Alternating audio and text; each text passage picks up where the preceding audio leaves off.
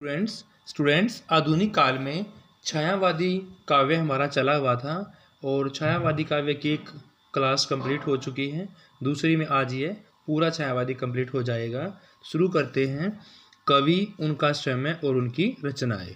तो सबसे पहले कवि आपके हरिवंश राय बच्चन जी, जिनकी समय सीमा 1907 से 2003। हरिवंश राय बच्चन 1907 से 2003। उन्होंने मधुशाला, बाला, कलश 35, 36, 37 यानी कि 3 रचनाएं ये करी। निशा निमंत्रण 1938 में, एकांत संगीत 1939 में, आकुल अंतर 1943 में, मिलन यामिनी 1950 में, बंगाल का काल 1946 में, धार के इधर उधर 1957 में, आरती और अंगारे 1958 ईस्वी में।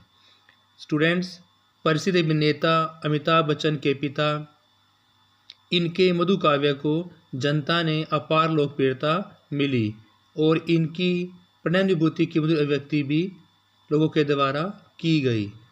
स्टूडेंट्स, आरती और अंगारे 1958 में, हलाहल 1946 में, प्रणय पत्रिका 1955 में, युद्ध और नाचघर 1958 में, त्रिभंगिमा 1961 में, चार खेमे 64 खूंटे 1962 में, दो चट्टाने 1965 में, और बात करते हैं जाल समोटा 1973 में। ये रचनाएं हरिवंश राय बच्चन के द्वारा की गई। जैसे आकुल अंतर की बात करते हैं 1943 में, मिलन यामिनी 1950 में, बंगाल का काल 1946 में, धार के इधर उधर 1957 में, आरती और अंगारे 1958 में, हलाहल 1946 में, प्रणय पत्रिका 1955 में, बुध और नाचघर 1958 में, त्रिभंगिमा 1961 में, चार खेमे 64 खूंटे 1962 में, दो चट्टाने 1965 में, जाल समोटा की बात करें 1973 में।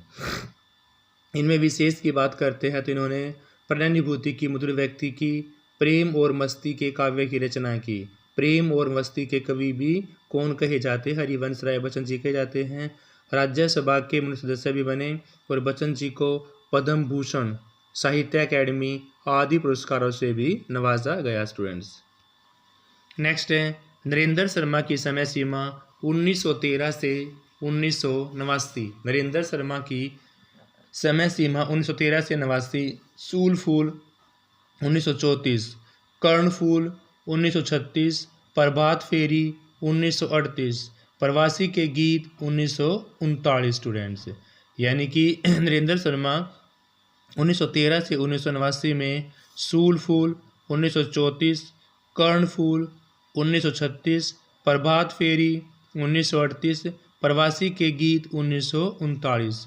प्लस वन की बात करते हैं 1943 ईस्वी, रक्तचंदर 1949, अग्नि संशय 1950, कदली वन 1953, द्रौपदी 1960 ईस्वी में, प्यासा निर्जर 1964 में, उत्तर जय 1965 में और सुवर्णा 1971 में।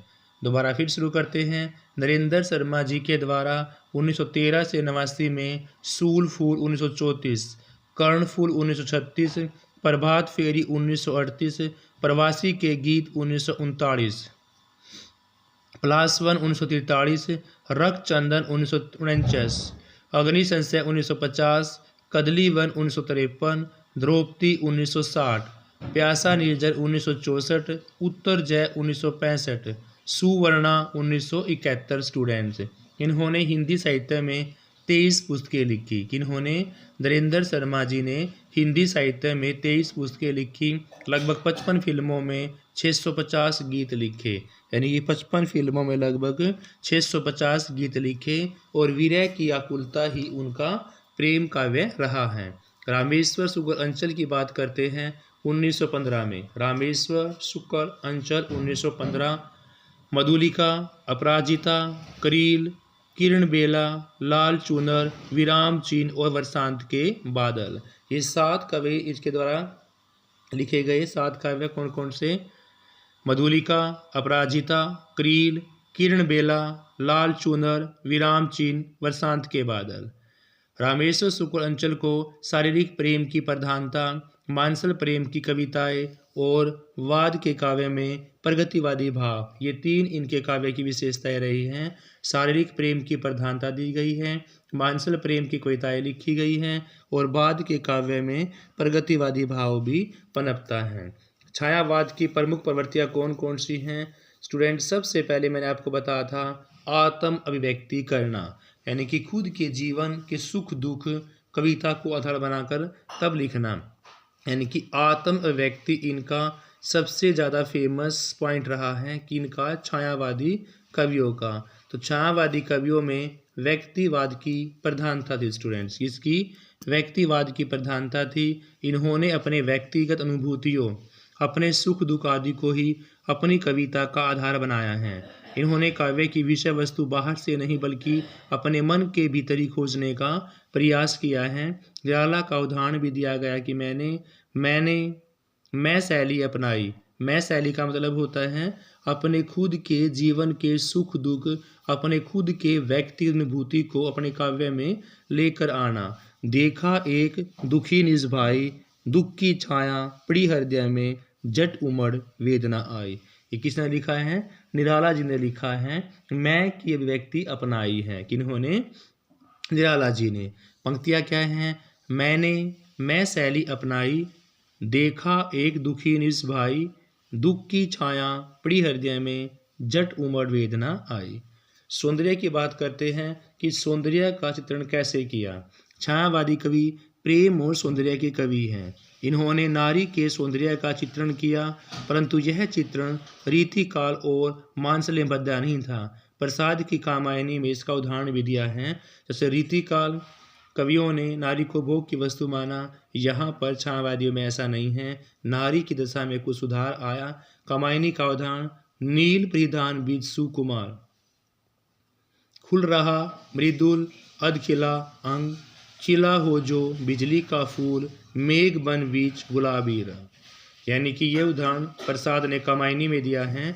नील परिधान बीज सुकुमार, खुल रहा मृदुल अध खिला अंग, खिला हो जो बिजली का फूल, मेघ बन बीच गुलाबी रंग। स्टूडेंट्स, आगे देखते हैं वेदना और करुणा के विषय में। वेदना और करुणा में छायावादी काव्य में वेदना करुणा की व्यक्ति मार्मिक बन पड़ी हैं।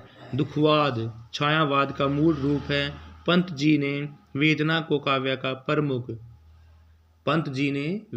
को काव्य में प्रमुख स्थान स्वीकार किया है। उनके उदाहरण से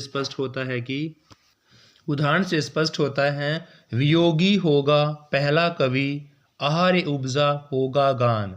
इसी प्रकार महादेवी अपने प्रियतम को पीड़ा एवं वेदना में ढूंढती हुई देखी जा सकती हैं।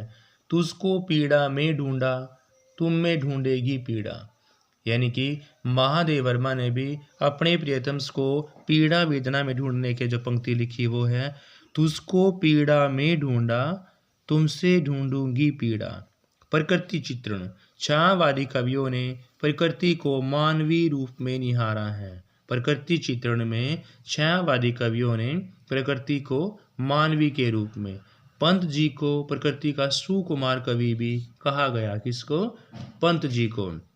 छोड़ द्रुमों की मृदु छाया, तोड़ प्रकृति से भी माया, बाले तेरे बाल जाल में कैसे उलझा दो लोचन। ये पंत जी ने लिखा है। इसीलिए पंत जी को क्या प्रकृति का मानव विचरण करने से पंत का सुकुमार कवि कहा गया है। पंत को प्रकृति का सुकुमार कवि की संज्ञा दी गई है। नारी भावना की बात करते हैं तो छायावादी कवि नारी के प्रति उदार दृष्टिकोण, जैसे रीतिकाल में मानसल प्रेम था लेकिन उसको भोग की वस्तु समझते थे, इसलिए नारी भावना जो है छायावादी कवियों में उनका उदार दृष्टिकोण अपना। नारी को दया अक्षमा प्रेम की देवी, नारी को दया अक्षमा प्रेम की देवी माना है।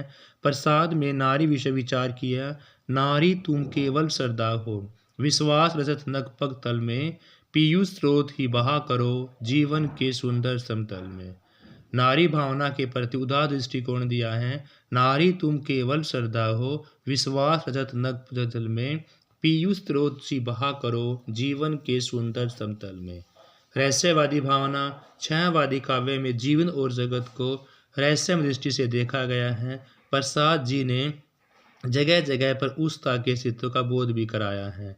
हे अनंत रमणीय कौन तुम, यह मैं कैसे कह सकता, कैसे होगा इसको भाव विचार न सह सकता। यानी छायावादी कवियों में जीवन और जगत को एक रहस्यवादी दृष्टि से देखा है, इसीलिए इसको रहस्यवादी कविता कहा गया है। प्रसाद जी ने जगह जगह पर उष्णता के अस्तित्व को बोध कराया है। हे अनंत रमणीय कौन तुम, यह मैं कैसे कह सकता, कैसे हो क्या हो इसको तो भाव विचार न सह सकता। राष्ट्रीय प्रेम की बात करें तो भाई छायावादी काव्य में राष्ट्र प्रेम की व्यक्ति मिलती है। प्रसाद की राष्ट्रभक्ति देखिए, अरुणीय मधुमय देश हमारा, जहाँ पहुँच अनजान क्षितिज को मिलता एक सहारा। राष्ट्रीय प्रेम के बारे में क्या लिखा है, अरुणीय मधुमय देश हमारा, जहाँ पहुँच अनजान क्षितिज को मिलता एक सहारा। स्टूडेंट्स, पुष्प की अभिलाषा में माखन नाथ चतुर्वेदी जी ने भाव व्यंजना देखी है। पुष्प की अभिलाषा में माखन नाथ चतुर्वेदी की भाव व्यंजना क्या है, मुझे तोड़ लेना वनमाली, उस पथ पर तुम देना फेंक, मातृभूमि पर शीश चढ़ाने जिस पथ जावे वीर अनेक। पुरातन रूढ़ियों का प्रतिद्रोह भी किया गया है। छायावादी कवियों पुरातन रूढ़ियों की प्रति व्यक्ति की है। टूटे सकल बंद कली के, दिशा ज्ञानगत हो गए बंद। भाषा शैली की बात करते हैं तो कोमल सरल भाषा का प्रयोग छायावादी कवियों के द्वारा किया गया है। काव्य रूप में स्टूडेंट्स इस युग में प्रबंध काव्य, मुक्तक काव्य आदि लिखे गए थे। काव्य रूप की बात करें तो भाई प्रबंध काव्य और मुक्तक काव्य। छायावादी युग की पत्र पत्रिकाओं में मर्यादा काशी से निकाली गई थी, एक प्रकार की मासिक पत्रिका है। और मर्यादा के जो संपादक है वो कृष्णकांत मालवीय, संपूर्णानंद प्रेमचंद। यानी कि मर्यादा पत्रिका काशी से निकाली गई एक मासिक पत्रिका है, कृष्णकांत मालवीय और संपूर्णानंद प्रेमचंद। दूसरा है आज का प्रकाशन कहाँ से हुआ, वाराणसी से। प्रकाशन वर्ष 1920 में। प्रकाशन की अवधि कैसी है, दैनिक है। और संपादक है बाबूराव विष्णुराव प्राड़कर। यानी कि आज कहाँ से निकाली गई, वाराणसी से। 1920 में एक दैनिक पत्रिका है बाबूराव विष्णुराव प्राड़कर। देश पत्र पटना से 1920 में साप्ताहिक है। देश पटना से 1920 में साप्ताहिक है। राजेंद्र प्रसाद। हिंदी नवजीवन की बात करते हैं अहमदाबाद से। प्रकाशन वर्ष 1921 में। प्रकाशन की अवधि साप्ताहिक। संपादन महात्मा गांधी। स्टूडेंट्स, माधुरी लखनऊ 1922 मासिक है। दुलारे लाल भार्गव। समन्वय पत्रिका कलकत्ता से 1922 में। प्रकाशन वर्ष की बात करें मासिक स्वामी माधवानंद निराला जी। चांद का प्रकाशन स्थान प्रयाग है। प्रकाशन वर्ष 1920 में। प्रकाशन की अवधि मासिक और संपादक है राम रख सहगल। यानी स्टूडेंट्स, चांद हमारा पत्र है एक प्रयाग से निकाला गया 1920 में। कैसा है चांद, मासिक है राम रख सहगल के द्वारा। मतवाला की बात करते हैं कलकत्ता से 1923 में। मतवाला कलकत्ता 1923 में साप्ताहिक। महादेव प्रसाद सेठ शिव पूजन सहाय नवजादी लाल श्रीवास्तव निराला जी के द्वारा निकाला गया। कल्याण गोरखपुर 1925 में एक प्रकार का मासिक पत्र है। कल्याण गोरखपुर 1925 में मासिक। श्री कृष्ण संदेश कलकत्ता से 1925 में साप्ताहिक है। श्री कृष्ण जो है कलकत्ता से 1925 में साप्ताहिक है लक्ष्मण नारायण मध्य द्वारा। सुधा की बात करते हैं लखनऊ से निकाला 1927 में एक प्रकार की मासिक पत्रिका। स्टूडेंट्स, दुलारे लाल भार्गव रूप नारायण पांडे निराला जी। सुधा लखनऊ से निकाली गई 1927 में। सुधा लखनऊ से 1927 में एक प्रकार की मासिक पत्रिका है दुलारे लाल भार्गव रूप नारायण पांडे और निराला जी। विशाल भारत की बात करते हैं कलकत्ता से 1928 में। कैसी है, मासिक है विशाल भारत कलकत्ता 1928 में एक मासिक पत्रिका है। बनारसी दास चतुर्वेदी, श्री राम शर्मा और अज्ञे जी। कौन कौन सी हैं? बनारसी दास चतुर्वेदी, श्री राम शर्मा और अज्ञे जी। नेक्स्ट आगे स्टूडेंट्स, हंस पत्रिका है बनारस से। हंस की बात करते हैं तो कहाँ से भाई? बनारस से। 1930 में एक मासिक पत्रिका है प्रेमचंद के द्वारा, शिवदान सिंह चौहान और अमृत राय, 3 संपादक हैं हंस के, प्रेमचंद, शिवदान सिंह चौहान, अमृत राय। हंस बनारस से 1930 में मासिक पत्रिकाएं हैं।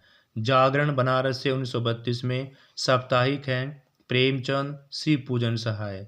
जागरण बनारस 1932 में प्रकाशन की अवधि में साप्ताहिक है प्रेमचंद जी के द्वारा, शिव पूजन सहाय के द्वारा। भारत पत्र इलाहाबाद से निकाला गया 1933 में, कैसा है? अर्ध साप्ताहिक है। भारत इलाहाबाद 1933 में अर्ध साप्ताहिक है नंदुलारे वाजपेयी जी के द्वारा। करमवीर की बात करते हैं जबलपुर से 1919 में, कैसा है? साप्ताहिक है माखनलाल चतुर्वेदी माधवराव स्प्रे। वीणा इंदौर से 1927 में, प्रकाशन में कैसा है? मासिक है पंडित अंबिका प्रसाद। हिंदुस्तानी इलाहाबाद से 1931 में, प्रकाशन अवधि त्रैमासिक है रामचंद्र टंडन के द्वारा। साहित्य संदेश आगरा से 1937 में, कैसा है? मासिक है बाबू गुलाब राय जी के द्वारा। लास्ट है रूपाब। रूपाब 1938 ईस्वी में एक प्रकार का मासिक पत्र है, पंत जी के द्वारा यह निकाला गया। दोबारा फिर देखते हैं स्टूडेंट्स, हंस। हंस कहाँ से? बनारस से। कब? 1930 में, मासिक है प्रेमचंद जी के द्वारा, शिवदान सिंह चौहान के द्वारा, अमृत राय के द्वारा। जागरण की बात करते हैं बनारस से 1932 में, कैसा है? साप्ताहिक है प्रेमचंद, शिव पूजन सहाय। भारत की बात करते इलाहाबाद से 1933 में, अर्ध साप्ताहिक है नंदुलारे वाजपेयी जी के द्वारा। करमवीर जबलपुर से 1919 में, साप्ताहिक है माखनलाल चतुर्वेदी और माधवराव स्प्रे के द्वारा। वीणा की बात करते इंदौर से 1927 में, वीणा पत्रिका इंदौर 1927 में एक प्रकार का मासिक है पंडित अंबिका प्रसाद। हिंदुस्तानी इलाहाबाद से 1931 में, त्रैमासिक है रामचंद्र टंडन। हिंदुस्तानी इलाहाबाद से 1931 में, त्रैमासिक रामचंद्र टंडन। साहित्य संदेश की बात करते आगरा से 1937 में, मासिक है बाबू गुलाब राय जी के द्वारा। लास्ट है रूपाब 1938 में, मासिक है पंत जी के द्वारा। तो स्टूडेंट्स छायावादी काव्य हमारे यहाँ पर खत्म होता है। Thank you students, please like share.